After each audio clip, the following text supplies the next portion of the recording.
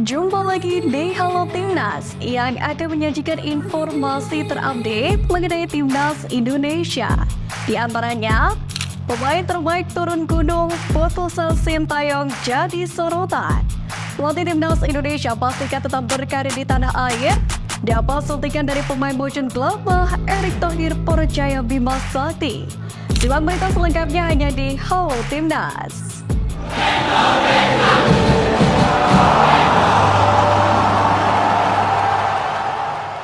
Dalam rangka menantap ronde pertama kualifikasi Piala Dunia 2026 zona Asia kontra Brunei Darussalam, Timnas Indonesia direncanakan mulai menggelar pemusatan latihan atau TC di Palembang pada 9 Oktober ini.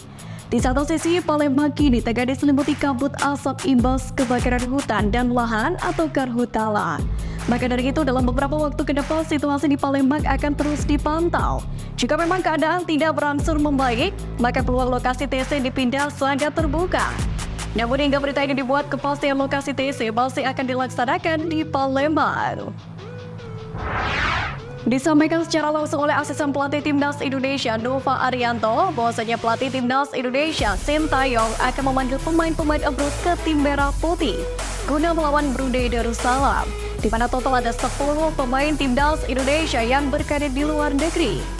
Meski begitu, Sintayong harus melihat kondisi dari pemain-pemain tersebut, sebab ada beberapa pemain abroad Timnas Indonesia yang sempat diwatakan mengalami cedera. Sintayong pun tampaknya tidak akan memaksakan pemain cedera untuk membela skuad Garuda melawan Brunei Darussalam. Hal ini dapat dilihat dari yang mulanya dipanggil 26 pemain, namun pada akhirnya hanya akan ada 25 pemain yang mengikuti TC Timnas Indonesia. Pelatih Timnas Sintayong bikin dua keputusan yang jadi sorotan jelang menghadapi Brunei Darussalam. Pertama, tidak akan memanggil pemain baru, padahal diasumsikan banyak pemain yang sedang naik daun di BRI Liga 1.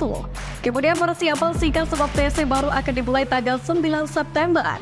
Meski demikian, Sintayong dipastikan telah menyiapkan game plan terbaik untuk mengarungi kualifikasi Piala Dunia 2026 ini. Jelang kualifikasi Piala Dunia 2026 zona Asia, pelatih Timnas Indonesia Sintayong kedapatan mudik ke Korea Selatan. Padahal ajang tersebut hanya tinggal 10 hari lagi. Dugaan ini diketahui lewat unggahan terbaru sang anak Shin Jae-won. Putra sulung dari Sintayong itu memberikan update terbaru bersama sang ayah di Instagram story-nya, yaitu pada Minggu 1 Oktober kemarin. Belum diketahui kepentingan Sintayong mudik ke Korea Selatan kali ini, namun kuat dugaan pelatih berusia 53 tahun tersebut menghadiri acara keluarga di negeri Ginseng. Diharapkan usai melepas rindu dengan keluarga, Sintayong berada pada kondisi terbaiknya untuk memimpin Timnas Indonesia di kualifikasi Piala Dunia. Media Malaysia bahkan bola terus memantau progres naturalisasi dari JIZ untuk membela skuad Garuda. Pasalnya persaingan kedua negara ini memang cukup sengit. Mereka beranggapan kehadiran JIZ memang berpotensi membuat Timnas Indonesia semakin tangguh karena sosoknya sejak kini jadi salah satu pemain andalan di klub Serie B Liga Italia yakni Venezia. Kini menarik menantikan kelanjutan proses naturalisasi sang pemain. Baru-baru ini akun Twitter pemain keturunan Indonesia yakni FT Scouting @FT_IDN mengunggah aksi Million Monhalf saat bertanding di Liga Belanda 2023-2024. Temannya ketika penyerang 21 tahun itu mencetak gol di menit 90+4 di laga NEC Nijmegen versus VTC Arnhem pada Minggu 1 Oktober kemarin.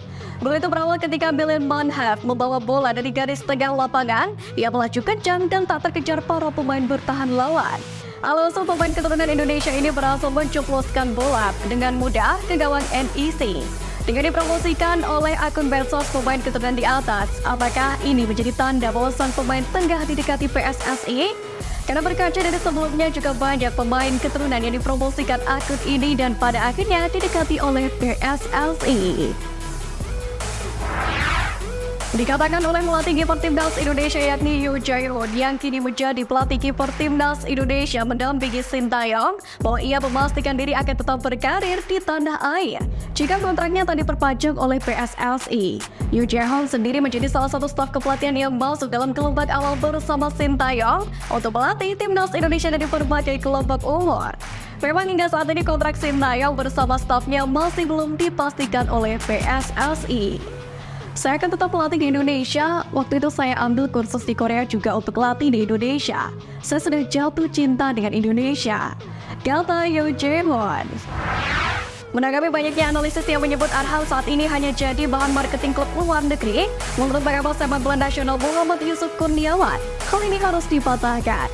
Yakni dengan cara Pratama Arhan harus tetap bermain di luar negeri dan membuktikan bahwa dirinya bukan hanya komoditas dagang.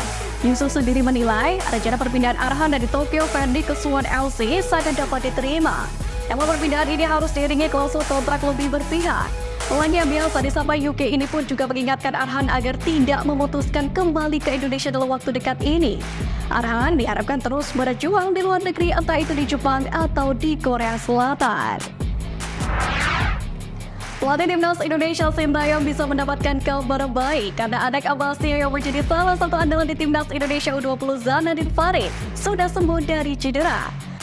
Kepastian ini terjadi saat Persis Solo menghadapi laga pekan ke-14 Liga 1 musim ini, yakni dalam laga melawan Persija Jakarta. Gelandang andalan Sintayong ini sudah kembali bermain setelah menepis selama 7 bulan karena mengalami cedera.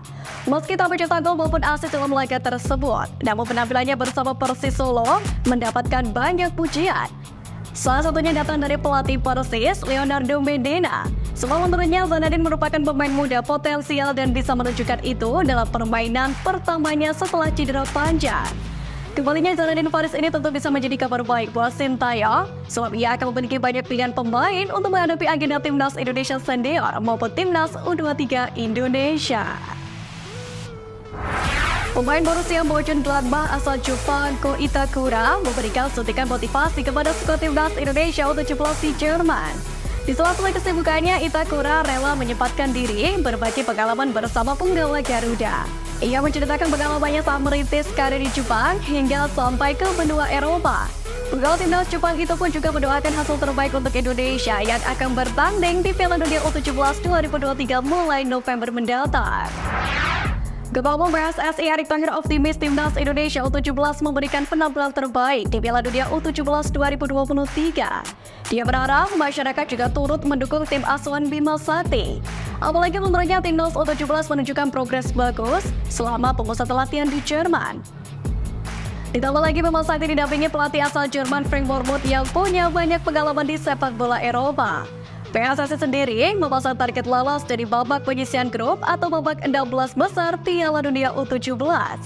Adapun skuad Garuda Asia berada di grup A bersama dengan Ekuador, Maroko, dan juga Panama. 1 tahun peringatan tragedi Kanjuruhan 1 Oktober 2022, Ketua Umum PSSI Erick Thohir mengaku sudah melakukan sejumlah upaya yang untuk para keluarga korban. Salah satu yang dilakukannya adalah memberikan bantuan kepada para keluarga. Erick Thohir mengeklaim hal itu bahkan sudah dijalaninya sebelum terpilih menjadi ketum PSSI. Berikutnya Erick Thohir juga mengerti salah satu tuntutan dari keluarga korban adalah proses hukum terhadap orang-orang yang bertanggung jawab atas tragedi. Hal tersebut pun sudah ditagih oleh Mahkamah Agung di tingkat kasasi. Erick mengatakan pihaknya bakal terus melakukan upaya pemulihan keluarga korban serta menjamin pintu komunikasi mereka tetap terbuka. Namun yang harus dipahami semua pihak, menurut Erick Thohir adalah wewenang PSSI itu terbatas. Selain itu, sesuai dengan wewenang PSSI, menurut Erick saat ini pihaknya sedang bekerja mewujudkan transformasi sepak bola. Mulai dari mendorong renovasi stadion, perbaikan kualitas wasit, hingga membentuk komite ad hoc supporter. Meski demikian, Erick Thohir mengakui upaya-upaya PSSI tidak bisa menghapus duka keluarga korban tragedi Kanjuruhan.